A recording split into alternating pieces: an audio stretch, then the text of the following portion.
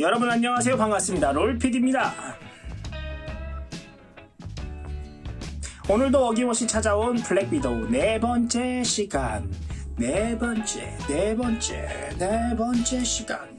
와우. 벌써 네 번째 시간까지 왔습니다.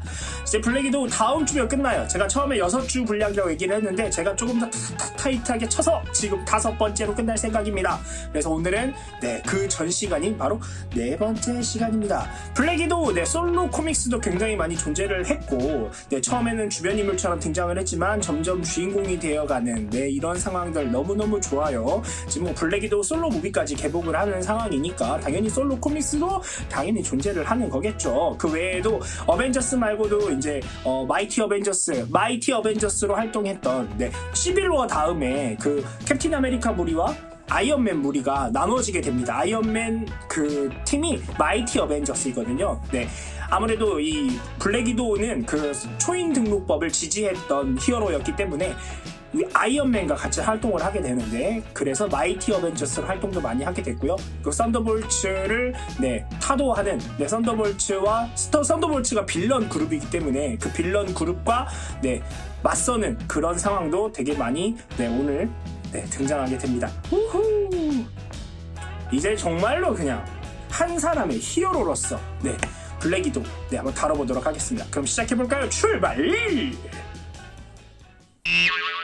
나타샤는 쿠바에 있는 엘레나 벨로바에게 도움을 청하게 됩니다. 그 당시 엘레나는 란제리 회사와 소프트 포르노 TV 채널을 운영하고 있었습니다. 꽤 많은 돈을 벌고 있었죠. 머물 곳을 마련해주는 대가로 엘레나는 마이애미에서 훔친 의약품을 수출하는데 나타샤에게 도움을 요청을 합니다. 나타샤는 의약품이 지나콘에서 온 것이라는 것을 알게 돼서 놀랐고, 셀리앤이 실제로 마피아에게 납치되었다는 것을 알게 되었습니다. 캐스트럴과 마틴 페리스는 마이애미에서 나타샤를 붙잡게 되는데, 그녀가 무엇을 알고 있는지 알아내기 위해 자백죄를 먹입니다. 옐레나는 나타샤를 구출했고, 나타샤는 캐스트럴과 마틴 페리스를 추적하여 끝내 살해하고 맙니다.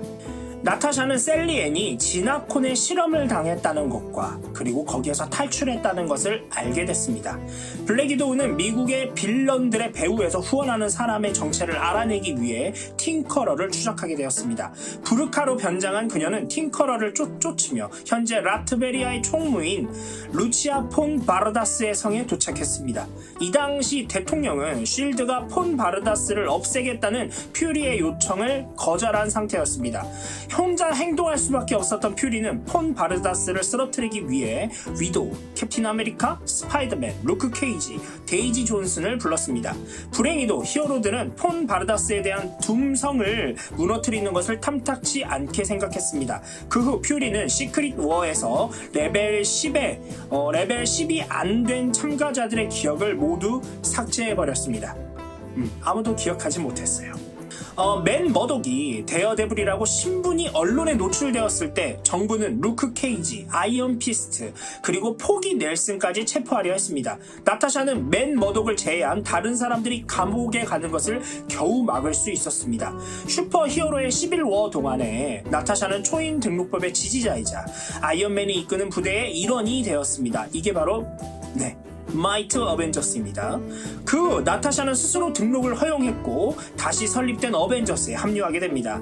여전히 인기 있는 스파이였던 나타샤는 아이언맨과 미세스 마블이 센트리, 아레스, 와스프, 원더맨과 나란히 어벤져스의 최신팀 영입 대상이었습니다. 실드 국장 토니 스타크가 살해당했다고 소문이 나고 마리아 힐 국장이 쓰러집니다. 그때 나타샤는 실드의 임시 지역 지휘권을 갖게 되었습니다. 쉴드에서 이제 짬밥이 어느 정도 이렇게 올라왔으니까 그 정도 지휘권을 가질 수 있었던 거죠. 나타샤는 수백 명의 다른 뉴욕 시민들과 함께 신비오트 바이러스에 감염되었지만 아이언맨에 의해 치료되었습니다. 다시 살아 돌아온 아이언맨, 죽은 것으로 소문이 났었지만 살아있었던 아이언맨. 나타샤는 제시카 드류를 매우 의심했었는데 이 제시카 드류가 누구냐? 스파이더 우먼입니다.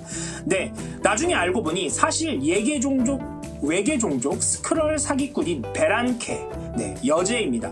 스크럴 종족의 여제였던 베란케가 변신했다는 것을 알게 됐고 밝혀냈습니다. 나타샤는 닉 퓨리를 위해 노만 오스본의 썬더볼츠를 침투하려고 옐레나로 위장했습니다. 썬더볼츠에 이제 그 그룹에 들어가기 위해서 옐레나 벨로바로 위장을 한 것입니다. 오스본은 옐레나 벨로바, 그녀가 버려진 실드 시설로 침입한 것을 발견했고 그녀에게 현장주의자의 자리를 제안했습니다. 그녀의 첫 번째 임무에서 그녀와 앤트맨은 고블린, 닥샘슨, 그리고 새로운 대통령이 탑승한 에어포스1을 장악하는 것이었습니다. 이 고블린이 바로 노만 오스본이죠. 여러분 스파이더맨, 예전 스파이더맨 샘 레이미 감독의 스파이더맨을 보신 분들은 아시겠지만 노만 오스본은 고블린입니다.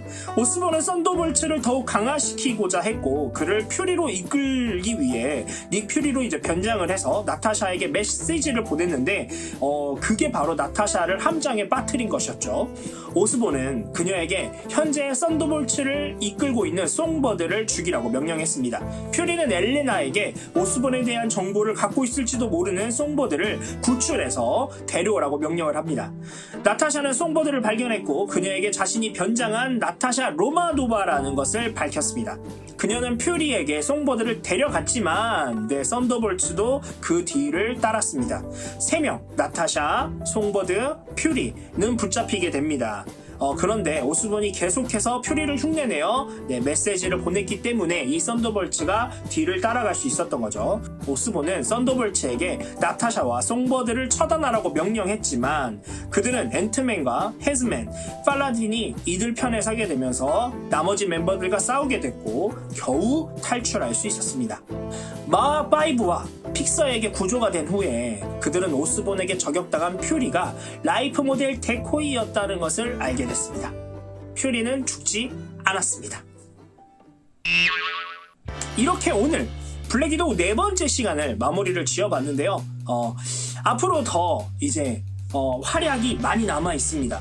실질적으로 왜 영화 어벤져스에서 나왔던 부다페스트 사건은 사실 이 코믹스에서 제가 부다페스트 사건을 막 찾아봤는데 존재하지 않더라고요. 아마 영화에서 꾸며낸 이야기인 것 같아요. 아니면 어떤 부다페스트 사건이라고 이름을 지었을지언정 이 코믹스에서는 다른 이름으로 등장했을 수도 있을 사건인 것 같습니다. 아무래도 2021년에 개봉하는 영화가 그 부다페스트 사건과도 어느 정도 연관이 있을 거라는 생각이 드는데 어떤 사건을 이 코믹스에서 가져간 건지 정확히 알진 못하겠습니다. 그래서 한번 그 영화를 직접 봐야 이 사건이 이 사건이구나 라고 생각을 할 수 있을 것 같아요. 어쨌든 이 썬더볼츠에서 엘레나 벨로바를 이제 위장을 했죠. 사실 그 블랙 위도우는 위장의 달인이잖아요.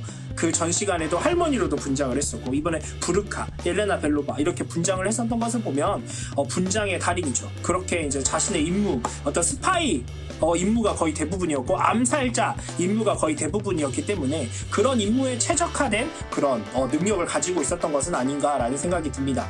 일반 인간이 아니었어요. 왜냐면 이런 정신적으로나 생체적으로 어떤 주입을 많이 받았기 때문에 늙지 않을 뿐더러 힘이라든지 무술이라든지 그리고 무기들도 굉장히 좋은 무기들을 장착하고 있기 때문에 한 명의 히어로로서 그 몫을 충분히 하고 있다라는 생각이 듭니다.